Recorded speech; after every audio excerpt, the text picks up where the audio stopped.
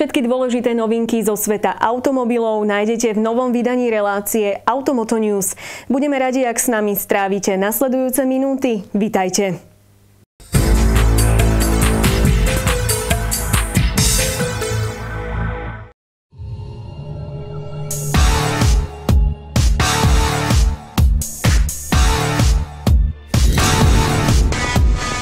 Suzuki na autosalóne v Paríži ukázalo novú Vitaru. Toto meno už je z minulosti známe, nehovoríme ale o novej generácii. Čerstvo predstavená Vitara sa totižto stáva nepriamym nasledovníkom pôvodného modelu SX4, ktorý sa u nás dlhé mesiace držal na popredných priečkách predaja. Offroadové gény sú teda minulosťou, novinka staví skôr na štýl a možnosti individualizácie. Na výber bude až 15 lakov karosérie, vrátane dvojfarebných a palubovka môže mať jednu zo 4 farieb. Vonkajší vzhľad sa ešte môže líšiť aj v závislosti od zvoleného príplatkového balíčka. Na výber bude mestský a terénny súbor dizajnových prvkov. Ľahká voľba bude iba v rámci motorizácie. Na výber totižto budú len 2 agregáty. Pre milovníkov benzínu to bude atmosférický štvorvalec s objemom 1,6 litra a výkonom 120 koní. Pre fanúšikov nafty je pripravený turbodiesel s rovnakým objemom i výkonom. Voliteľný stále bude pohon všetkých 4 kolies. Pôvodná Vitara z roku 1988 existovala tiež ako trojdverák a aj vo veselej letnej cabrio verzii. Novinka však bude dostupná jedine ako 5-dverový hatchback. Dôvod je jasný. Nízke percento záujemcov z týchto verzií urobilo nerentabilnú investíciu. Nová Suzuki Vitara sa bude vyrábať v maďarskom Ostrihome a na náš trh príde začiatkom budúceho roka.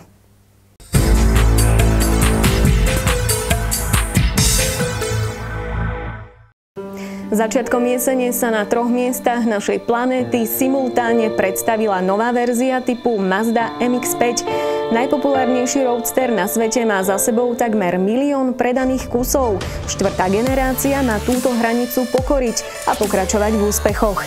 Výrobca sa ňou necelý mesiac po premiére pochválil aj na pôde parížského autosalónu.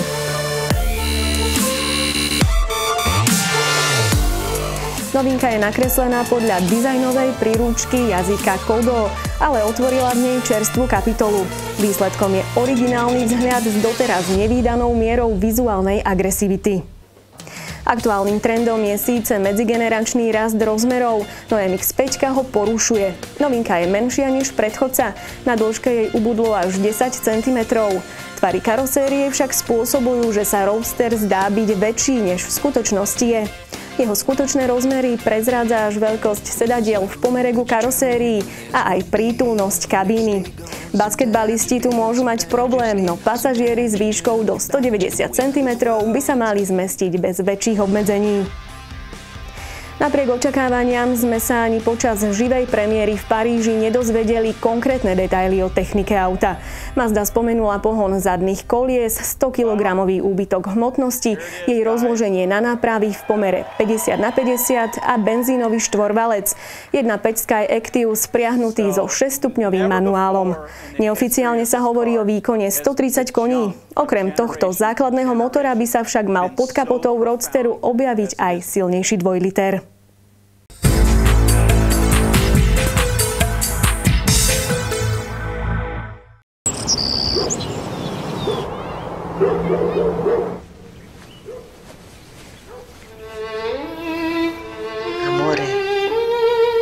Fiat vystavil v Paríži ďalšiu variáciu novodobého retromodelu 500. Pod označením 500X predviedol autíčko naznačujúce ambície aj na jazdu mimo spevnených ciest.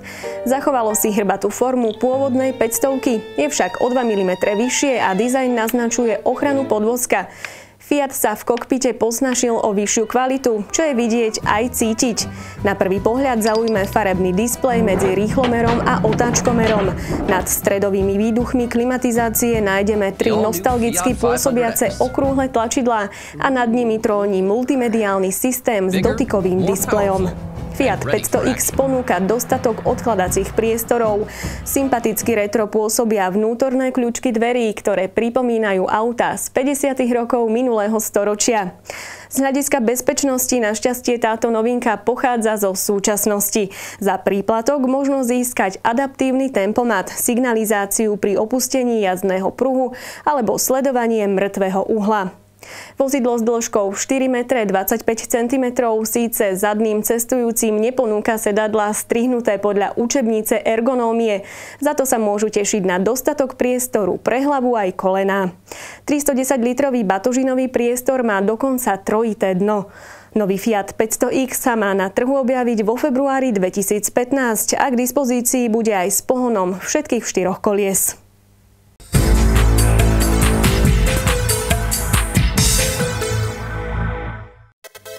Drsný vzhľad s výrazným oplastovaním je dostupný pre ďalšie 2 modely Dacie. Balíček Stepway je možné okrem hatchbacku Sandero objednať aj pre väčšie modely Logi a Docker. Bohužiaľ okrem dizajnu sa nič nezmenilo. Rovnaká ostala svetlá výška a na výber nebude ani pohon oboch náprav. Opel ukázal 5. generáciu svojho malého automobilu Corsa.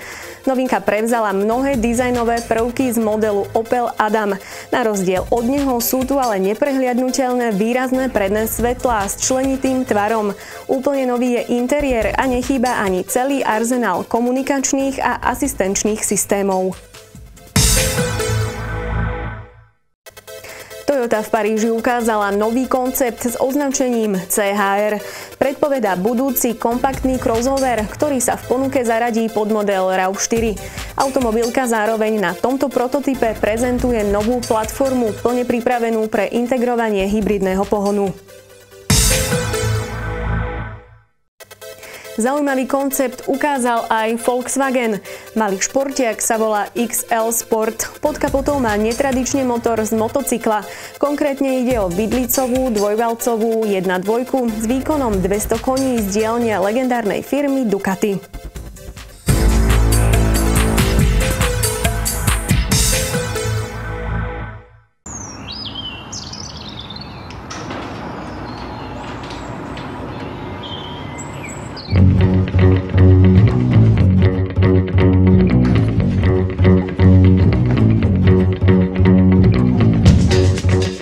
Briti ukázali v Paríži nový Land Rover Discovery Sport.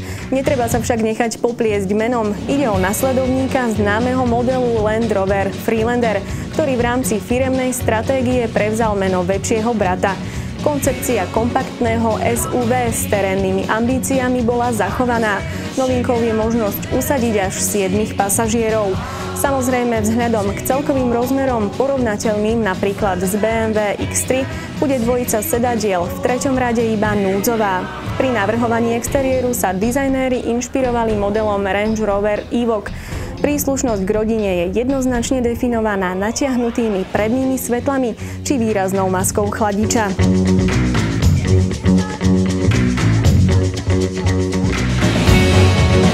So spomínaným Range Roverom bude nový Discovery Sport zdieľať aj všetky motorizácie. Nové SUV síce pôsobí športovejšie než predchodca, nebude sa však báť ani náročnejšieho terénu. Má veľmi slušné nájazdové uhly a štandardom je systém Terrain Response. Vozidlo by sa tiež malo bez problémov prebrodiť vodou s hĺbkou 600 mm. Briti dokonca nechali v rámci testov kabínu zaplaviť na 30 minút vodou. Auto to údajne bez problémov zvládlo, naštartovalo a bolo s ním možné odísť. Nový Land Rover Discovery Sport by mal prísť do predajní začiatkom budúceho roka. Jeho cena bude štartovať okolo 40 000 eur.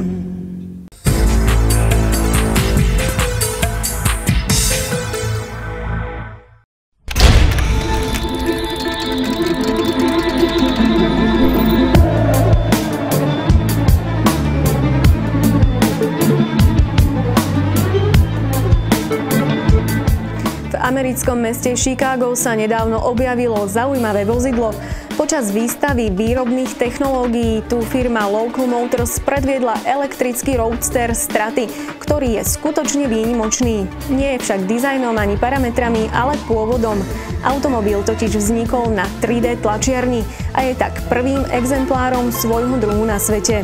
Po roku vývoja softvéru, ktorý stal $1 000 000, trvalo tlačiarni zhruba 44 hodín, kým vyprodukovala časti karosérie a ďalšie montážne diely. Ďalších 15 hodín počítač brúsil, frézoval a leštil. V priebehu 2 dní sa v tomto vynáleze usalašil motor z elektrického Renaultu Twizy. Plastový materiál, z ktorého je prvý prototyp Straty vytlačený, má až 30% podiel uhlíka, napriek tomu je však relatívne ťažký. Pri svojej nepatrnej veľkosti váži približne 1 tonu. Pri výkone elektromotora 60 koní nie je práve dynamickým drakom a jeho maximálna rýchlosť neprekročí 100 km za hodinu. Každý začiatok je však ťažký a prvý pojazdný prototyp je skutočne iba začiatkom. O to vyššie sú ambície jeho autorov do budúcnosti. Do roka má byť vyrobených hneď niekoľko ďalších prototypov a už sa dokonca aj vie, koľko by takéto auto z tlačiarne malo stáť. Avizuje sa cena približne 14 000 eur, pričom od objednávky do kompletnej výroby má ubehnúť len niekoľko dní. Počítačový program a 3D tlačiareň vraj pritom majú byť schopné vytvoriť automobil skutočne ľubovoľného tvaru, od športového až po terénny. Premení sa tento odvážny sen aj na realitu? To sme skutočne zvedaví.